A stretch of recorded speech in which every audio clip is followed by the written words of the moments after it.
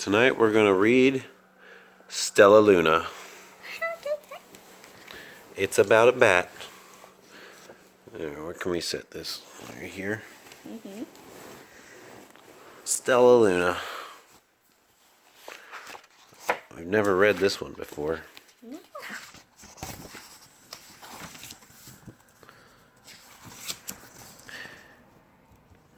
In a warm and sultry forest, far, far away, there once lived a mother fruit bat and her new baby. Oh, how Mother Bat loved her soft, tiny baby. "I'll name you Stellaluna," she crooned. Each night, Mother Bat would carry Stellaluna clutched to her breast as she flew out to search for food. Why does she have a baby? And where do you think bats come from? One night, a mother bat followed the heavy scent of ripe fruit. An owl spied her. On silent wings, the powerful bird swooped down upon the bats. Dodging and shrieking, Mother Bat tried to escape, but the owl struck again and again, knocking Stellaluna into the air. Her baby wings were as limp and useless as wet paper. Down, down she went, faster and faster into the forest below. Because she is fallen? That's right. The dark leafy tangle of branches caught Stellaluna as she fell. One twig was small enough for Stellaluna's tiny feet. Wrapping her wings about her, she clutched a thin branch, trembling with cold and fear. "Mother," Stellaluna squeaked, "where are you?" By daybreak, the baby bat could hold on no longer. Down, down again she dropped. Why are you calling her a baby bat? I'm just reading the words. Flump, Stellaluna landed headfirst in a soft, downy nest, startling the 3 baby birds who lived there. Stellaluna quickly clambered from the nest and hung out of sight below it. She listened to the babble of the 3 birds. "What was that?" cried Flap. "I don't know, but it's hanging by its feet," chirped Flitter. "Shh, here comes Mama," hissed Pip. Many, many times that day, Mama Bird flew away, always returning with food for her babies. Stellaluna was terribly hungry, but not for crawly things Mama Bird brought. Finally, though, the little bat could bear it no longer. She climbed into the nest, closed her eyes, and opened her mouth. Plop! And dropped a big green grasshopper. Stellaluna learned to be like the birds. She stayed awake all day and slept all night. She ate bugs even though they tasted awful.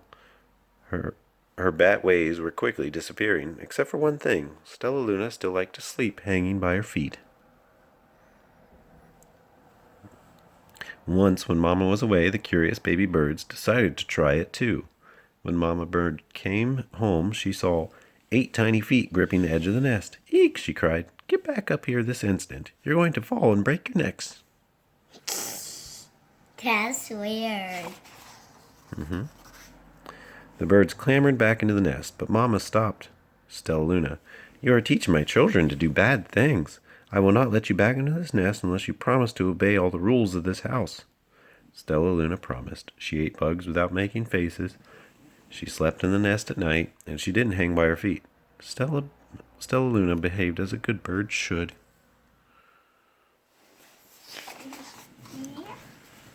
All the babies grew quickly. Soon the nest became crowded.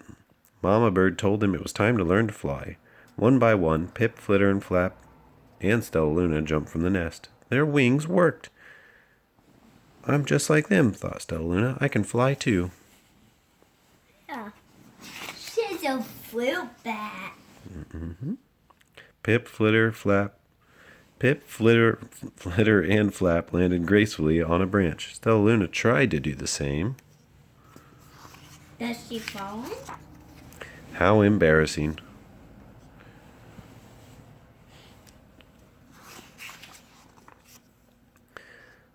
"I will fly all day," Stellaluna told herself. "Then no one will see how clumsy I am."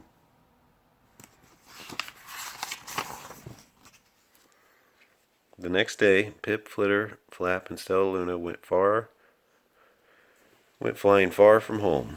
They flew for hours, exercising their new wings. "The sun is setting," warned Flitter. "We had better go home or we would get lost in the dark," said Flap. But Stellaluna had flown far ahead and was nowhere to be seen. The three anxious birds went home without her.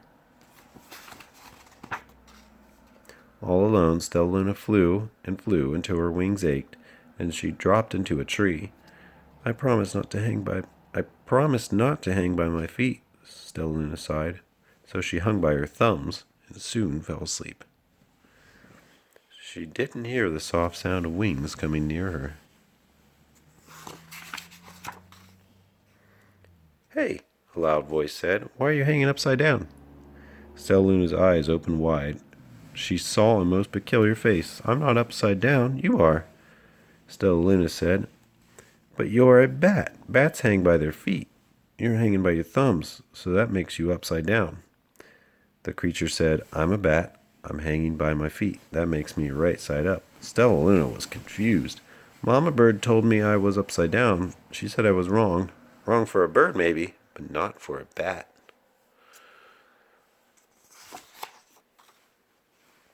More bats gathered around to see the strange young bat who behaved like a bird. Stellaluna told them a story. "You ate bugs?" stuttered one. "You slept at night?" gasped another. "How very strange," they all murmured. Wait, let me look at this child." A bat pushed through the crowd. "An owl attacked you?" she asked. Sniffing Stellaluna's fur, she whispered, "You are Stellaluna. You are my baby." "You escaped the owl?" cried Stellaluna. "You survived?" "Yes," said Mother Bat. She wrapped her wings around Stellaluna. "Come with me. I'll show you where to find the most delicious fruit. You will never have to eat another bug as long as you live."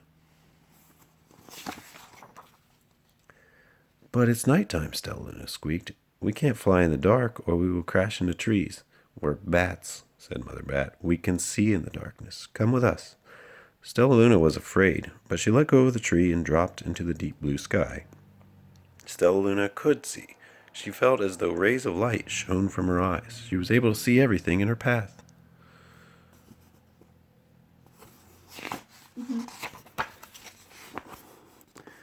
Soon the bats found a mango tree. Stellaluna ate as much of the fruit as she could. "I'll never eat another bug as long as I live," cheered Stellaluna as she stuffed herself full. "I must tell Pip, Flitter, and Flap." Eating a mango. The next day, Stellaluna went to visit the birds. "Come with me and meet my bat family," said Stellaluna. "Okay, let's go," agreed Pip. "They hang by their feet, and they fly at night, and they eat the best food in the world," Stellaluna explained to the birds on the way. As the birds flew among the bats, Flap said, "I feel upside down here," so the birds hung by their feet. "Wait until dark," Stellaluna said excitedly. "We'll fly at night."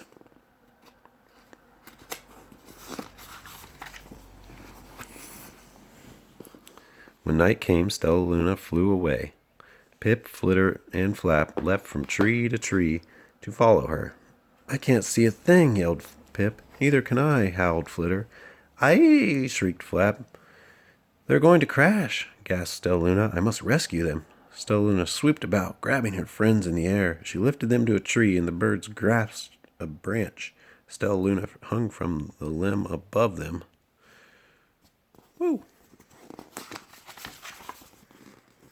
"We're safe," said Stellaluna. Then she sighed. "I wish you could see in the dark, too." "We wish you could land on your feet," Flitter replied. Pip and Flap nodded. They perched in silence for a long time. "How can we be so different and feel so much alike?" mused Flitter. "And how can we feel so different and be so much alike?" wondered Pip. "I think it's quite a mystery," Flap chirped. "I agree," said Stellaluna. "But we're friends, and that's a fact."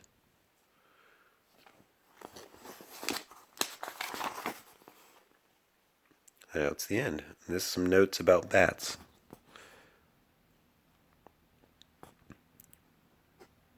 I'm not going to read the bat notes today, but there's all the words if someone wants to pause it and read it.